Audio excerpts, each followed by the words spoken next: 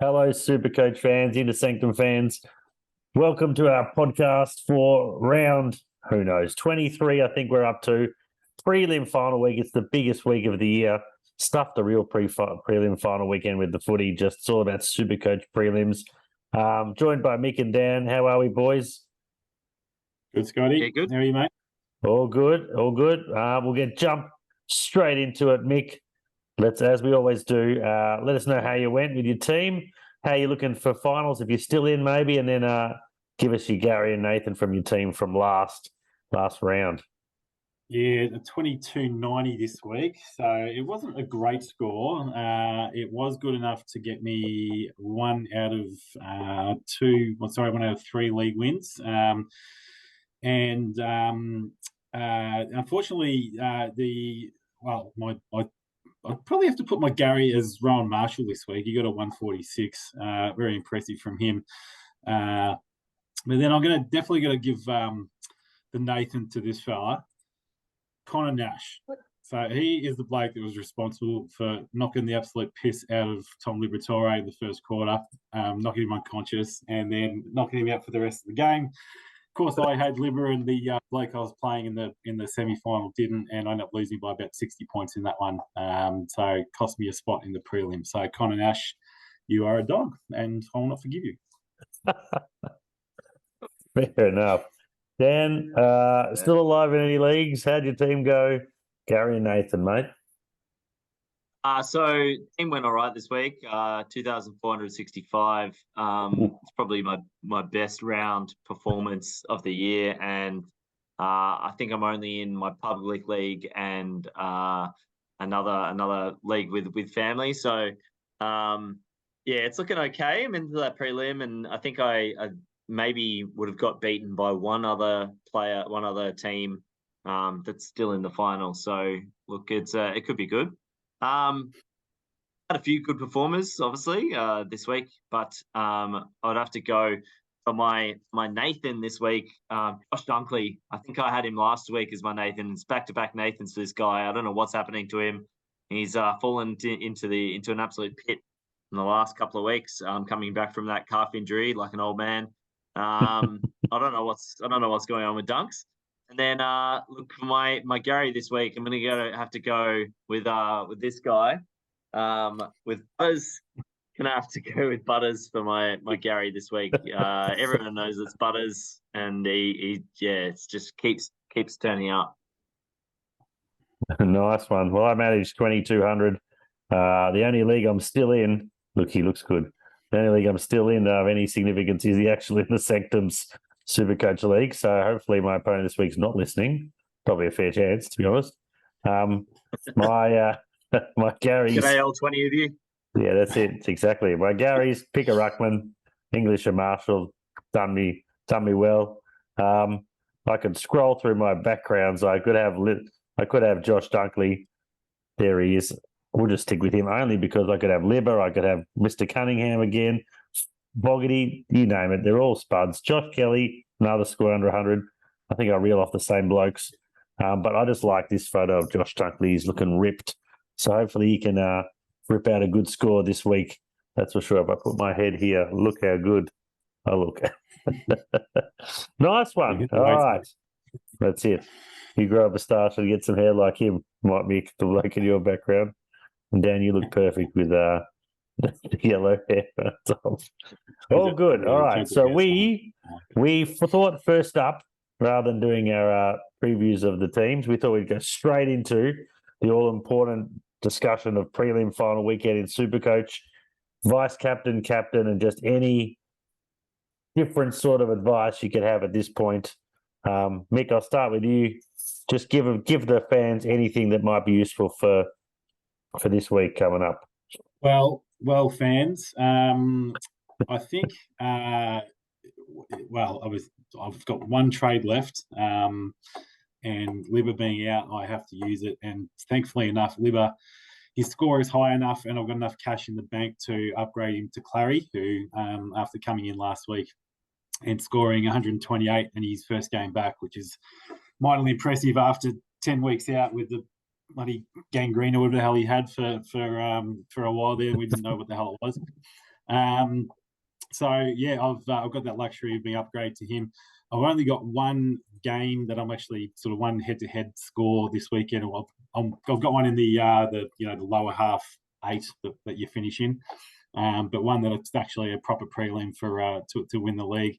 So I'm just looking at my sort of head-to-head scores versus him, who he has, who he doesn't. He doesn't have Clary, so it's going to be a genuine pod for me, and he's my best mate, and I know he doesn't have any trades left, so he's going to go in one primo short this week. So I've got that little advantage. Talking. Where are we? Captains and vice captains. I was just looking at that earlier today, actually, because there's really not many options early on, in the round. When you've got just looking at the fixture now, there's a first couple of games Friday night. We've got the Pies and the Brisbane. Yeah, Collingwood, Brisbane. So, Dunkley out of form. Lachie Neale only had an 88 on the weekend. No Dacos, obviously, to go for that game. And then Taranto I wouldn't trust for a VC on the Saturday. So, really, it's going to leave you until, like maybe the Essendon game if you've got Merritt, or if you've got an interesting one might be Marshall, the St Kilda Geelong game. But I'm sort of leaning more towards maybe Rory Laird Saturday night against Sydney into, your Bontempelli or Clary on the Sunday. It is going to be a round-defining choice, your captain this week, possibly, and it's one I'll be stewing over for a while. So I think give yourself plenty of time. Don't pick up guys where games are going to overlap, because I was thinking about maybe Bont at the 10:1 game on the Sunday, and to Clary, who's got the 20:3 game. So it'll be 3/4 time in the doggies game, and then you're just not going to know for sure. You might be sitting on 100 and you're comfortable enough, and then you might get injured, and you know what I mean. You've already made your decision. So make sure it's on 2 clear separate days is probably what I would suggest. And just focus on your try and get a bit of a pod for your VC, because then it'll sort of set you apart from your opponent. So yeah, that's about all I can say. Definitely like the idea of a pod for your VC, and definitely like the idea of checking out your opponent's team more so than anything at this point of the year. And if you know they've got no trades left, that's certainly handy as well. I really like the idea of Clary for whoever. If you've got Libba, that's a really good option, I reckon. Dan, your thoughts, mate? Yeah, just looking at it, I'm in that position that all of my guys that I would go for captain options happen past any bench player that I could have as a rolling zero. So for me, that's sort of like, I guess, where I'm at. Like lots of my bench players, I got Mick Drury from North, who's an absolute carder, and he's not going to play. And then there's some like Charlie Constable. He's never getting another game for Gold Coast. Keeler for St Kilda. They're all on the Saturday, and the guy, like you were saying, I think that the people I'm focusing on are the ones that are playing the Witches hats, the doggies. I think Tim English last week 143. Bevo trusts this guy to take a kick out from fullback. The game's online, so he's going to be getting a lot of game time as per usual up against the West Coast ruck, which is pretty pathetic. So I think he could score well again. And as I said, I just don't think I've got any other sort of cover. So I'm going to have to do something like a Neil VC and just hope that he turns up at Marvel Stadium. I think that it'll be a really interesting game on Friday night, tomorrow night. Well, for those 20 of you that are watching, it might be tonight by the time we get it, or it may have been last night by the time you get this. So I think it's going to be a really interesting one. There's a heap of people out. I don't think the Collingwood midfield's the same Collingwood midfield. Carlton, the guys that we had in there absolutely beat up on them last week. So I don't even know if they've got the cattle to respond. No DeGoey. Steele's still out. Who else is still out? Nick Dacos obviously still out. They've got more out. I think if Neil's ever going to bounce back, it's going to be this week. Yeah, that is a very good call about looking at your bench, because a lot of people have a few Giants on their bench. They play quite early. A few Suns on their bench. They play quite early.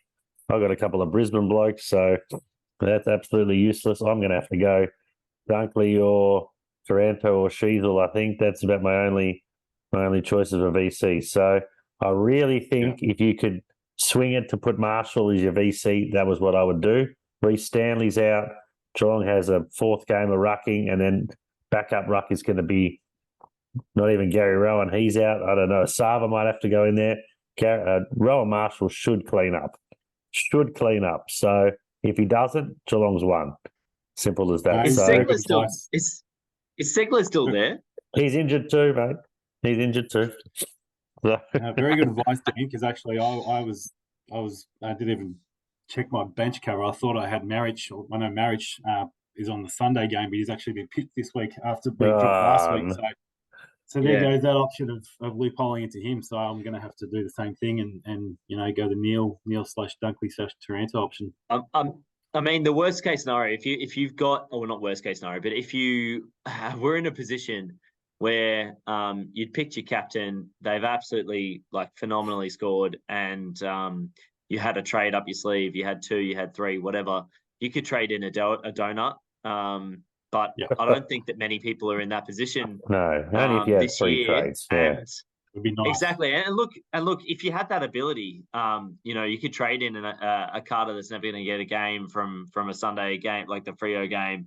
The other option is if you only had the one trade left, and you thought that everyone else was doing enough of a job, you might trade in Libba to give you a donut, but even that's fraught with danger. So I don't know. I think it's going to be an interesting round for the VC. If you do have choices, if you do have Liver, given he's playing the Sunday, pick your vice captain on the Saturday, like a Rowan Marshall or whatever.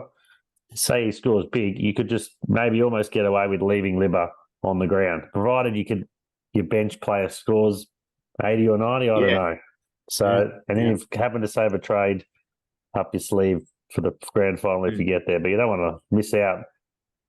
You could always then just see where you're at by that Sunday. If your vice captain stinks it up, then you can make the trade from Libba to Clary or wherever. So plenty to think about. What do you reckon? What do you reckon he'd have to get for you to do it? Like 150, Rowan Marshall, 150, I'd do it. Plus? Yeah, 150. 50. Okay. Yeah. If your vice captain gets 150, it depends. If you've got no bench cover and you have to play one short, I wouldn't bother. If you've got I've got some Banks bloke from Richmond, he'll clean up. Yeah. I don't even know his first name. That's how good he is. So apologies, Banksy, if you're watching. Nah. S. Banks. Sam, I think. Sam Banks. Good luck, Sam. Big score this week, buddy. Cool. I reckon that is very sound advice that we've given. I should imagine if anyone's watching and listens, they will win their prelim. If you can thank us later, appreciate the support, and we appreciate giving you the feedback and the help. I'll love if it's absolutely spot on, but then this gets released on Saturday and they're going, oh no, we missed out on Neil who scored 160. Nah, we're all good. Cool. All right. So we've done 12 teams. 3 more this week, the Giants, the Blues and the Dons. Just to give you a bit of a recap, SuperCoach awards and recap of their season. Mick, Essendon's doing the worst of the 3 sides, I think. So we'll start with you. Tell us how the Bombers are going this year, SuperCoach-wise. Yeah. Well, SuperCoach-wise, only the 2 players averaging over 100, and as you would expect, it is Captain Courageous Zach Merritt and Darcy Parish. MVP definitely would be to the skipper. Merritt's got 116.3 average, played 20 games, so he's just missed out on the 1, I think it was. Yeah. And 27.4% ownership as well, so he's obviously been a pretty popular pick. Parish, interestingly enough, only in 4.8% of teams, so he'd be a nice little pod for somebody after his 122 last week, leading into the last couple of rounds. Me too. You got him? Yep. Yeah.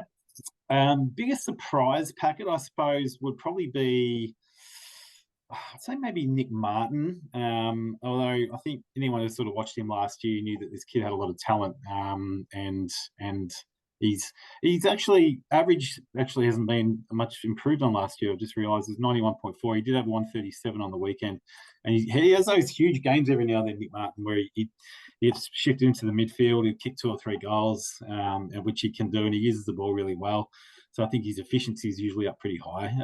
But he has had a couple of sort of quieter games this season where he just maybe hasn't been utilising that midfield position as much. And then we have to go to looking at the biggest letdown would probably be, I'd go with probably Mason Redmond was a guy that I thought coming into this season would really he finished he started the season at 510k. He's dropped down to 456, so his average is actually reduced from last year. And it's I'm not really sure what it's up to, because he's still playing the exact same role out of half back, where he's he provides that really good run out of half back that he did really well last year, and he's had some really impressive games. He had a 95 on the weekends, which is about where his average is sitting, 92.1. But I almost expected after the season he had last year for him to really sort of launch himself into that premium defender, the likes of the Sicilies and guys like that who could notch up those 100+ scores every week, but it just hasn't happened, unfortunately. And in terms of locks for next year, you can't really go wrong with Zach Merritt. He's been super consistent for the last few years. He'll start next season as a top 6, top 7 priced midfielder. So it's a big investment up front, but he's proved that last year he averaged 112. 2021 he averaged 115, and this year he's averaged 116. So super consistent, and if you want to lock him into your midfield to start next season off, he might be might become a bit of a pod to start the season, and we'll just give you that super consistent scoring each week as well. Yeah, I just reckon that how many mids do you go with at the start of the year? You probably go with 5 at the most, and so when you go Bont, Dacos, Oliver, there's 3. Whether you go on Dawson or Dunkley or Petrarca or Merritt, like it's a bit of sort of Neil horses for courses. Which one you want to be that other one? So you're almost carning. You're almost carning some carnage for one of those guys that you don't have, just to have that one bad or 2 bad games in a row, just to drop their prices down to pick him up in mid-season. Yeah. Anything else to add about the Dons, Dan? I think Mick did a pretty good job. Yeah. I completely agree. I think that Nick Martin certainly showed signs, but I don't think that people would have thought, like, there's one thing to be talking about, obviously, like SuperCoach, and we are a SuperCoach podcast, but I think that his impact's probably outside of the world of SuperCoach. He's up there with the consideration for a wing position in the All-Australian team, if they picked wing positions, but we know they don't. There's no wings in the All-Australian team. It's always midfielders. Yeah. So, look, I'd agree. I think that it's the really interesting one for me is a guy named like Langford being your top goal scorer is a really interesting one. If he just doesn't get thrown through the midfield that much anymore, so he doesn't get the points. He was a bit of a pod over the last couple of seasons where he'd sort of come back from injury, played a few games in midfield because he uses the ball quite well. But I'd agree with all those sentiments. Nice work, Mick. Maybe lock in Merritt. We'll discuss at the start of next year, and not much else really. It probably sums up Essendon, average sort of mid-table type setup. We'll go to the Giants next, which is me, because we're going up the ladder. We want to get to the Mighty Blues last. Interestingly, when I was looking at the Giants, either of you guess or know who the second most owned Giant is still? I'm going to guess Stephen Canelio. He is the most owned, 35%. Okay. Tom Green? No, it is Nick Madden.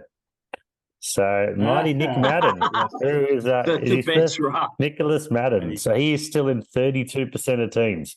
And he has been the perfect captain loophole all year. Second highest owned Giant. He's almost MVP worthy, considering how much his ownership has still stayed and how much he's probably been captain 8 or 9 times. There's not many players you could say have been captain that many times. So my man, Nick Madden, almost MVP. If you want MVP for someone who's actually played this year, it's pretty close, almost a tie. Tom Green's the 17 games, averaged 109, up from 97. And Briggsy, who came in at round 10, has averaged 107. Hasn't missed a game since he came in. His low's only 79, high of 129, only 3 scores under 100. He has been, like, ever since he came in, the Giants have been resurgent. So SuperCoach-wise, those guys are about even. They're about the only 2 over 100 average. So they can share MVP honours. Duds, Jesus, I started writing down names and I had a lot. They've struggled a bit. Josh Kelly, just the 101 average. He managed to score me and score others a 23 with full game time. But then, 2 weeks earlier, he's got 164. So he is the epitome of do not go near SuperCoach painfulness. I could talk about him forever. We don't want to. Cogs was okay. He averaged 99. As a forward, that's, one of the few good forwards. He's been pretty consistent. I thought he would get a bit more, honestly, playing in the midfield more of the time.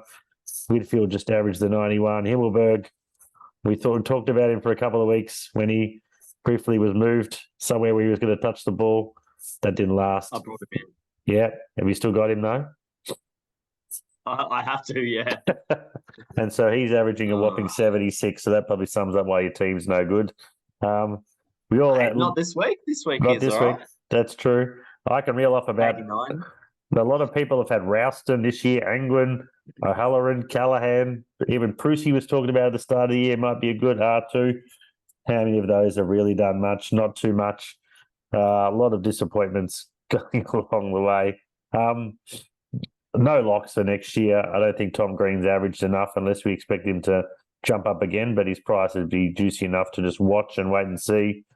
The only bloke who sort of seems to have improved is Finn Callahan, who, if he actually gets some time in the midfield in the pre-season, he'd be cheap enough to give a go. He'd be sort of a mid-price, he'd give a go, but you'd want to see him starting in the middle all through those couple of pre-season games. But there's not really much that I would worry about. Hopefully they pick up a couple of rookies somehow and they get a game early on.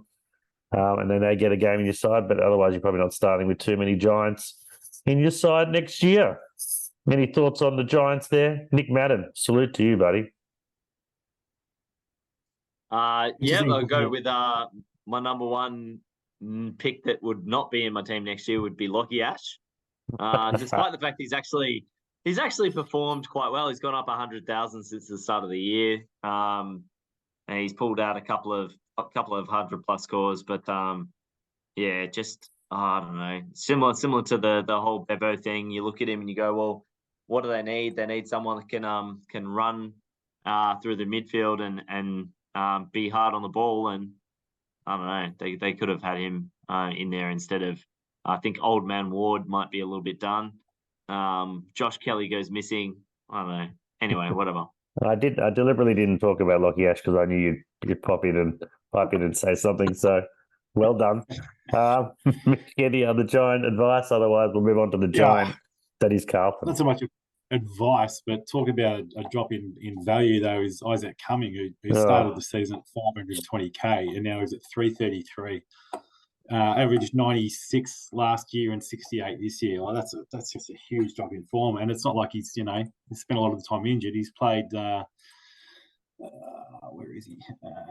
He's played 15 games, so he's missed out 6. But that's just a huge drop from a guy that he flew under the radar a bit last year. He averaged 94, 92 the year before that, and then you think a bloke would just keep going up and up. He's only a young fella, I think, isn't he? About maybe 24, 25. So, to see him drop 200K like that was a bit of a surprise. Yeah, I reckon that Sam Taylor's taken over that job as the scoring defender. I've got him in my side, and he's been pretty good since I brought him in as sort of it's not quite a primo, but good enough. So, just noticed that Josh Dunkley and I look quite similar. It's an interesting one as well. Like you go back to just one last one. Nick Haynes, a guy that was worth 500,000 not last year but the year before. He's had a massive drop the last 2 seasons. They're not even playing him in the back line. He was almost an All-Australian defensive key back, and now they're playing him on the wing. I don't know. I don't know what's going on in the Giants. All right. Well, I reckon half people who watch this probably break for Carlton. I don't know. The guy who edits it is, so if Ari's watching, good. Go the Blues. Tell us about Carlton and Supercoach this year, Dan.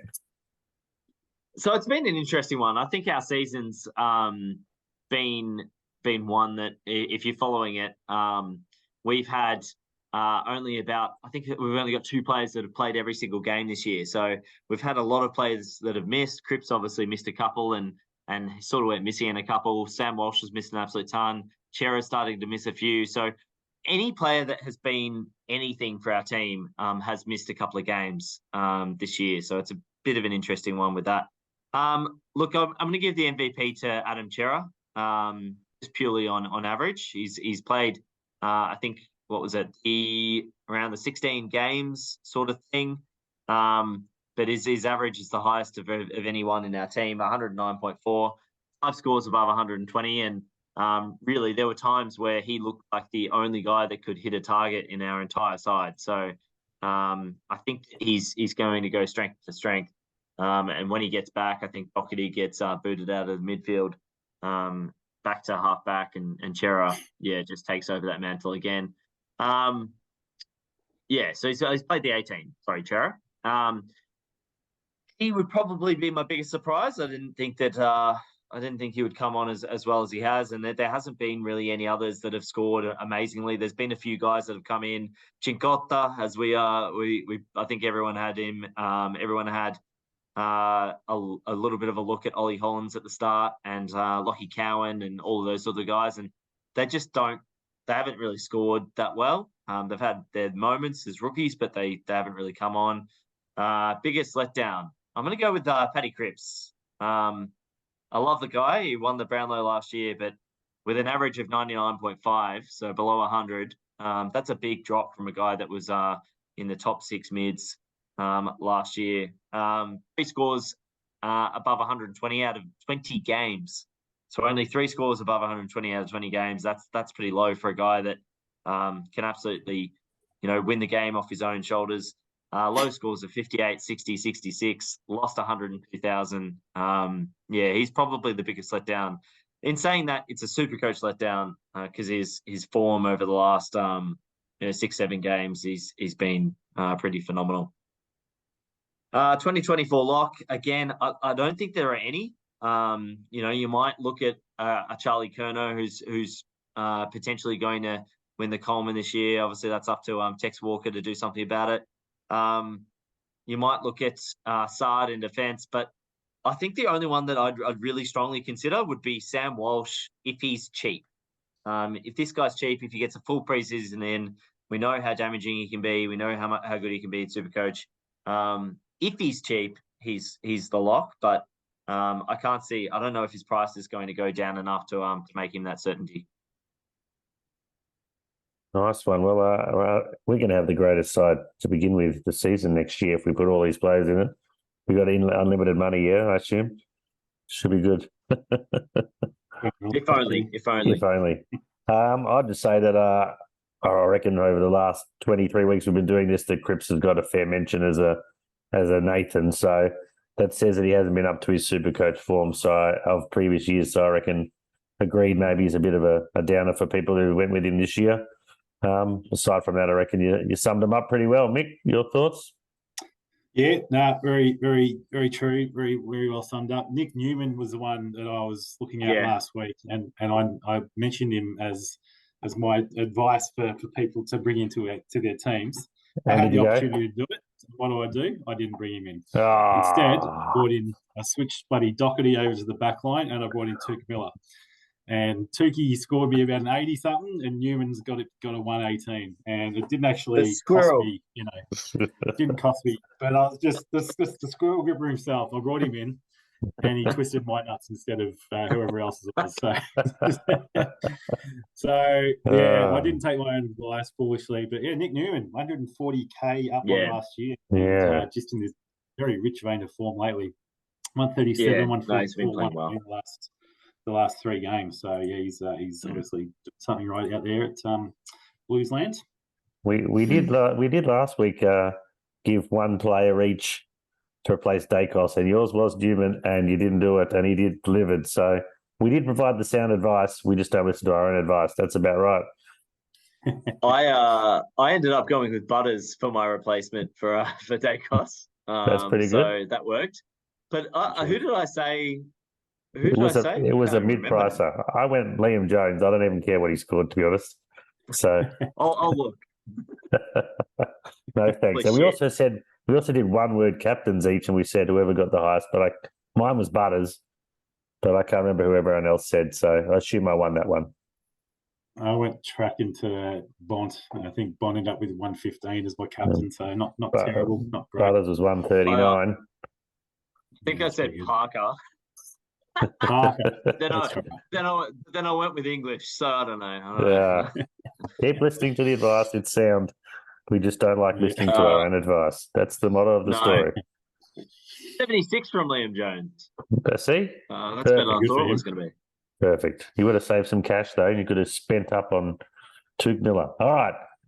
Beautiful. We've got 3 teams to go. Those who are fans, I think we've got Port Adelaide, definitely. Inner Sanctum is big Port Adelaide fans. The Witches hats, which hopefully Mike's back to do that. And, of course, we've got Geelong left. So I get to talk about my team. And probably by the time we do that, my team won't be in finals contention anymore. So we will see. Thank you, Mick and Dan, for joining us here. Thanks to those that still watch. One more episode to go. We will have the best advice ever for Grand Final SuperCoach week. It's the biggest week of the year. Looking forward to it. Until then, thanks for watching, guys. Have a good one.